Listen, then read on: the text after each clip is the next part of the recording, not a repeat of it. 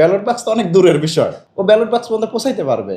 ও অক্ষত থাকবে, ওর হাত পা এগুলো ঠিক থাকবে। ব্যালট বাক্স পর্যন্ত যে যাবে, এটা নিবে। এখানে আর্মি আছে, পুলিশ আছে, র‍্যাব আছে, বিজিবি আছে, আনসার আছে।